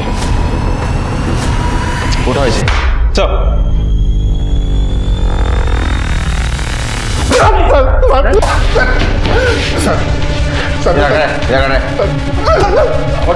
निधि के साथ क्या क्या बोल, उसका मर्डर किया, बॉडी कांडम किया? नहीं सर, मैंने कुछ नहीं किया सर, सिर्फ छोटी सी गलती हुई थी सर उन पे। रेप करने की कोशिश कर रहे हो, छोटी सी गलती बोलता है? सर सच बोल रहा हूँ सर, बीवी 2 महीने से मायके गई थी सर। अब इंसान हूँ सर, मन कर गया सर, उसने सामने से निधि घर पे आई तो काबू नहीं कर पाया सर, गलती हो गई सर। सर 1000 बार माफी मांगी सर, लेकिन वो माफ नहीं कर रही थी सर। मैंने आउट ऑफ कोर्ट सेटलमेंट के लिए पैसे भी देने चाहे सर उसको, ताकि कोर्ट से केस वापस ले ले। लगता तेरी अकल ठिकाने नहीं आई अभी तक, दोबारा पुलिस में देना पड़ेगा तुझे। देखिए मैं बस इतना कहना चाहता हूँ कि जो हुआ उसे भूल जाइए। मुझसे छोटी सी गलती हुई है, लेकिन उसकी इतनी बड़ी सजा मत दीजिए कि मेरी जिंदगी खराब हो जाए। मैं बस माफी मांगने आया हूँ, आपको चाहिए तो मैं पैसे देने को भी तैयार हूँ। पैसे का लालच किसे दे रहा? और ये छोटी सी गलती थी तो रुक, तुझे मैं ना फिर से सबक सिखाऊंगी। अब चल हट मेरे रास्ते से। सुनिए, और वो उसे भड़काती रही सर कि मुझे सजा मिलनी चाहिए, मुझे सजा मिलनी चाहिए। 1000 बार उससे माफी भी मांगी, अब क्या फांसी पे चढ़ जाऊँ साहब? तो फांसी नहीं चढ़ेगा, तो यहाँ सड़ेगा। नहीं सर, मैंने कुछ नहीं किया सर। सिरगे, वो निधि का भाई मनीष, उसका कुछ पता चला? सर विद्या उसके बारे में इंफॉर्मेशन निकाल रही है।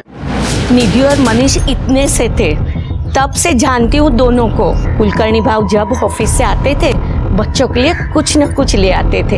अरे वो मनीष बेचारी निधि का हिस्सा उसमें से भी हड़प जाता था। अब आप ही बताओ, प्रॉपर्टी में से वो हिस्सा देगा क्या?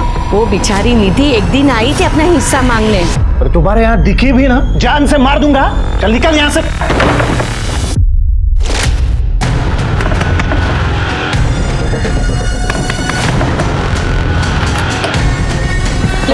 मैडम मैं क्या किया?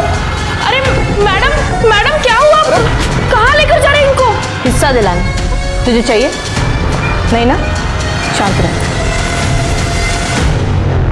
सर इतने महंगाई में खुद का खर्चा चला पाना मुश्किल है, इसलिए तो बच्चे के बारे में सोचा नहीं है अभी तक। ऐसे में निधि गुंजन को लेके आ गई। पहले तो उसने अपनी मर्जी से शादी बना ली, फिर बोली मुझे डिवोर्स लेना है। खुद का खर्चा चला पाना मुश्किल है, ऐसे में 2 एडिशनल लोग मैं कैसे कर पाता सर? इसलिए दोनों को रास्ते में फेंक दिया मरने के लिए? नहीं सर, फेंका नहीं था, प्यार से बोला था। वैसे भी वो काजल के घर रेंट पे रहने वाली थी। वो रेंट से जाने से पहले मैं खुद जाके उसका घर देख के आया, देखा सब ठीक है नहीं है, फिर उसको अलाउ किया वहाँ रहने के लिए। अभी सर आप ही बताओ, इतना सब किया मैंने, फिर भी वो आके मुझसे प्रॉपर्टी में हिस्सा मांगने लगी तो क्या करता साहब? परेशान हो गया था मैं। उस दिन जब ये आई वो तो मेरा गुस्सा निकल गया। मी फक्त ओरडलो तिच्या अंगावर साहेब, खरं सांगतो। तुला फार त्रास द्यायचे ना ती? हो साहेब। इसलिए तूने उसको मार दिया ना? हाँ बोल सर। हाँ बोल। सर मैं सच बोल रहा हूँ साहब, मैंने ऐसे कुछ नहीं किया है। अगर आपको ऐसे लगता है तो मैं अपना खुद का घर बेच के उसको उसका हिस्सा दे देता हूँ साहब। भीख देगा उसको? उसका हक है उस प्रॉपर्टी पे। कानून पता है क्या तेरे को? माँ बाप के प्रॉपर्टी के ऊपर लड़की का उतना ही हक होता है। हाँ क्या? मुझे नहीं मालूम, किसी ने बताया नहीं ना अभी तक। हाँ। मैं जब भी वो वापस आएगी तो उसका हक उसको दे दूंगा। वापस आएगी वो? वापस आएगी वो? अब उसकी बेटी गुंजन, उसको प्रॉपर्टी देनी पड़ेगी क्योंकि वो उसकी वारिस है, समझा? हाँ सर, तुम्ही म्हणाल तसं, आप जैसे कहोगे वैसे करूंगा। तो अब मैं जाऊं? क्या भाई के साथ जायदाद को लेकर चल रहा विवाद उसके गायब होने की वजह है, या पहले पति के अहम पर लगी चोट उसके गायब होने की वजह है? इस केस में एक नहीं बल्कि कई संदिग्ध है पुलिस के पास, पर अफसोस की बात यह है कि पुलिस के पास इनमें से किसी के खिलाफ कोई पुख्ता सबूत नहीं है। और सबसे बड़ी बात यह कि अभी तक यही नहीं पता है कि निधि जिंदा भी है या नहीं। शिरके, तुम्हें क्या लगता है इन 4 सस्पेक्ट्स में से कौन होगा? 4 नहीं 5। सर, उस 5वें सस्पेक्ट की भी फोटो लगा दीजिए बोर्ड पर। कौन है 5वां सस्पेक्ट? जिससे निधि की फोन पर आखिरी बार बात हुई थी? काजल प्रधान।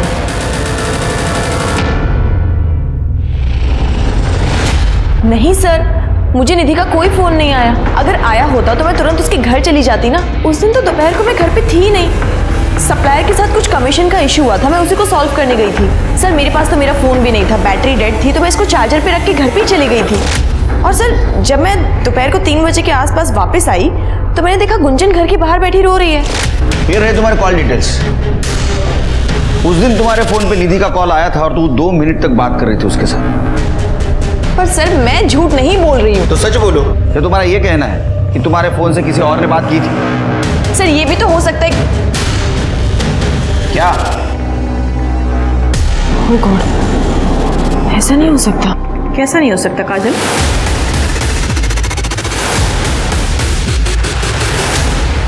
ताई, किसी को कुछ पता चलने से पहले हमें कुछ करना होगा, कुछ न कुछ इंतजाम करना होगा हमें। नहीं करो इंतजाम। नहीं कर सकते हो तो मैं कर देती हूँ। मैं खोद दूँ गड्ढा? हाँ नहीं, मैं खोद देती हूँ, अभी गड्ढा खोद देती हूँ। गिरी हुई हरकतें कैसे कर सकते हो आप दोनों का सच मैं पुलिस को जाके बताऊंगी अभी के अभी। इंस्पेक्टर साहब, इन दोनों ने मिलकर मेरी दोस्त को, मेरे प्यार को मार डाला। मामा ने अपने प्लॉट में दफना दिया उसे। मेरी दीदी को मार डाला।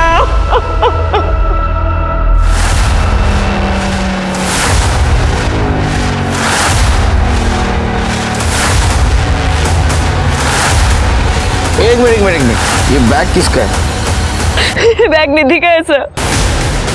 और ये साड़ी? ये साड़ी भी निधि की है। आपको कैसे पता चला ये? निधि के गायब होने के कुछ दिन पहले मामा जी ने अपने प्लॉट का काम शुरू करवाया था। मैं और निधि वहां पर देखने भी गए थे। फिर निधि के गायब होने के कुछ टाइम बाद आई से पता चला कि मामा जी ने प्लॉट का काम बंद करवा दिया है। जितना मुझे याद था उन्होंने खुद अपने मुंह से बोला था कि शुभ मुहूर्त चल रहा है वरना काम 6 महीने तक टल जाएगा। मुझे इस बात पर शक तो हुआ था पर फिर मैंने ध्यान नहीं दिया। लेकिन आज जब आपने बताया कि निधि ने आखिरी बार मुझे फोन किया था तब मैंने वही सोचा कि शायद उस फोन पर एक फोन आया और वो किसी ने उठाया। घर जाने के बाद पता चला वो मेरी अपनी आई थी। इन दोनों ने मार दिया मेरी निधि को। निधि और अर्जुन का झगड़ा मैंने फोन पे सुन लिया था।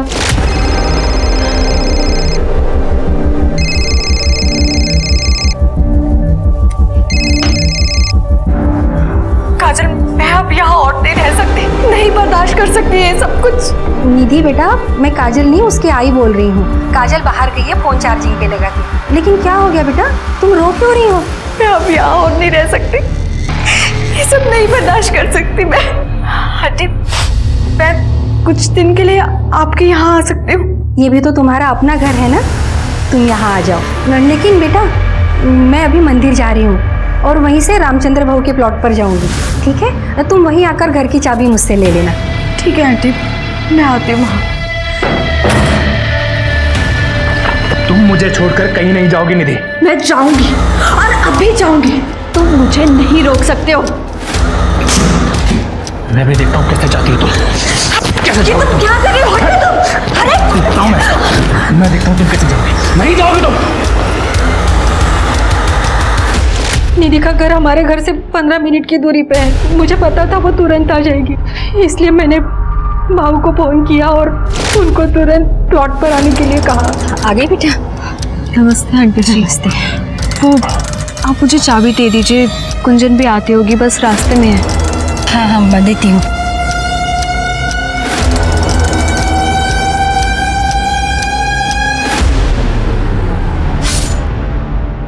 एक बात समझ में नहीं आई, आपने उसे मारा क्यों? ताकि हमारी काजल फिर से उस निधि के चक्कर में ना आए। काजल और निधि की लव स्टोरी हमें पता चल गई थी। बड़ी मुश्किल से काजल एक लड़के के साथ शादी करने के लिए तैयार हो गई थी। अब निधि के वापस आने के बाद वो शादी के लिए मना कर देगी, इसलिए मैंने वो निधि का चैप्टर ही खत्म कर दिया। मुझे माफ कर दे बेटा, मेरी वजह से। सॉरी बेटा, मैं तेरी आई को नहीं बचा पाई, पर अब तुम मेरे साथ नहीं रह सकती हो, तुम्हें उनके साथ जाना पड़ेगा। मैं चाहती हूँ मेरी गुंजन अच्छी जिंदगी जिए।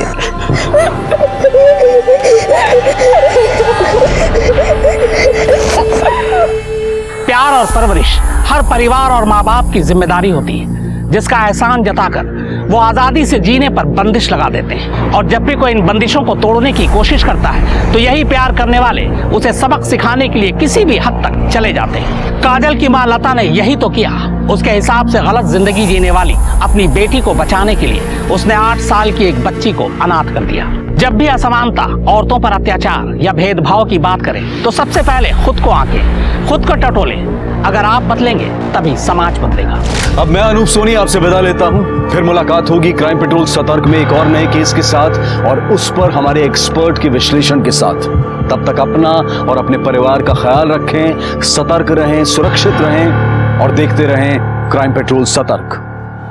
जय हिंद। इस तरह के और भी एपिसोड देखने के लिए हमारे चैनल को सब्सक्राइब करें और बेल आइकन दबाना ना भूलें।